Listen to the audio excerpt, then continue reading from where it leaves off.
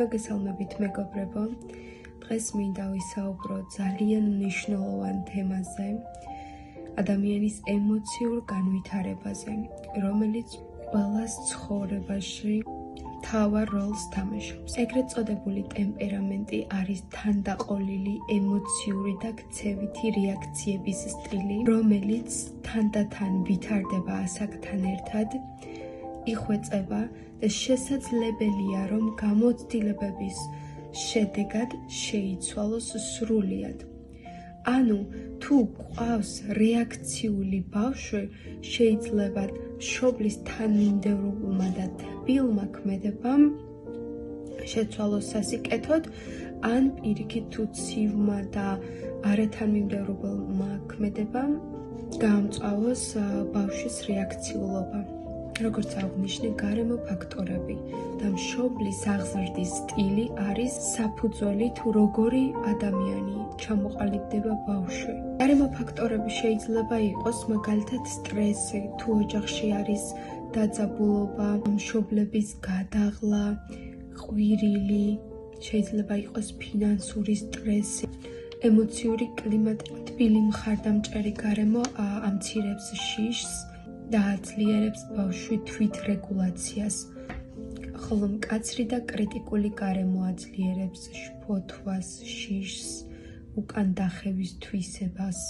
ასევე მნიშვნელოვანია რუტინა, სწორ დროს დაძინება, ბავშვის თამაშის და სწავლის დრო, რეგულარული კვების დრო. ანუ ბავშვმა უკვე იცის, რა დროს რა უნდა გააკეთოს და ეს პროგნოზირებადობა ეხმარება ბავშვს უკეთ მოერგოს გარემოს. და მეოთხე წესები.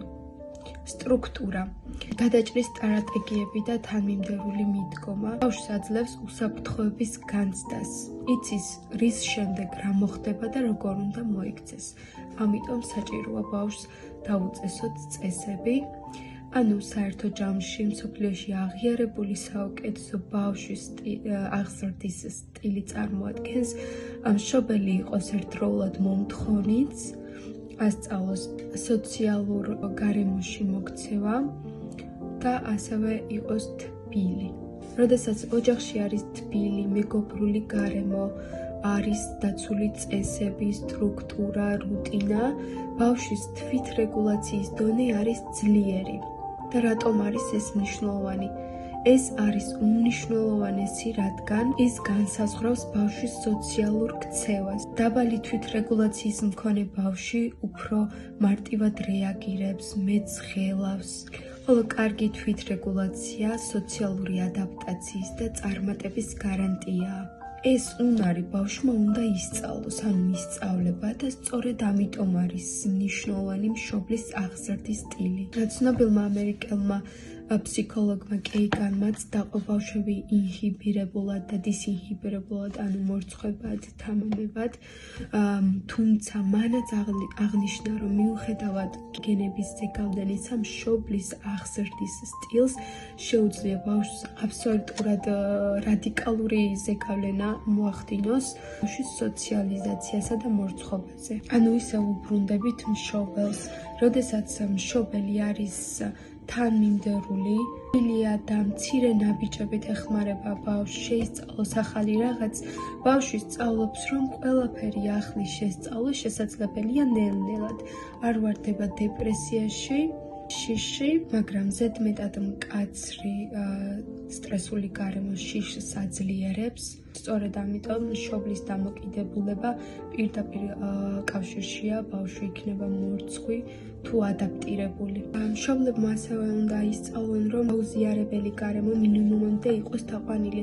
მაგალითად, ბავშვები შეიძლება იყვნენ ერთ ოჯახში, თუმცა განსხვავებული ტიპაჟები, ასე ვთქვათ, განსხვავებული ტემპერამენტის მქონეები, ზოგი მარტივად ეხუტებოდეს დედას, სითბოს გამოხატავდეს, ხოლო მეორეს ეს არ შეეძლოს და მშობელი ზოგჯერ ამბობს, რომ ის ასეთია, მშობელი არ იჩენს თვითონ ინიციატივას, რომ ბავშვს აქეთ ჩაიხუტოს, იმის მიუხედავად თითქოს ისე ჩანს, რომ ბავშვს არ სჭირდება ეს. რეალურად ესე არ არის, ბავშვის გამოხატულება უბრალოდ სხვადასხვანაირია, ამიტომ მშობელი ვალდებულია ყველა ბავშვს მოექცეს მსგავსად. ამ თემაში ერთ-ერთი უდიდესი მნიშვნელოვანი საკითხი არის მშობლისა და შვილის მიჯაჭვულობა.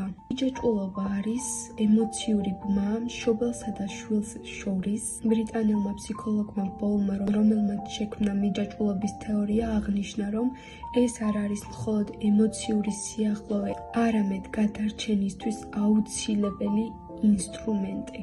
ბავშვი უნდა გრძნობდეს, რომ ჰყავს უსაფრთხო სანდო ფიგურა, რომელიც არის მუდმივად ხელმისაწვდომი, რომელსაც შეუძლია დაიცვას და დაამშვიდოს იგი. ადრეულ ასაკში ბავშვისთვის მშობელი არის ერთადერთი და მთავარი უსაფრთხოების წყარო.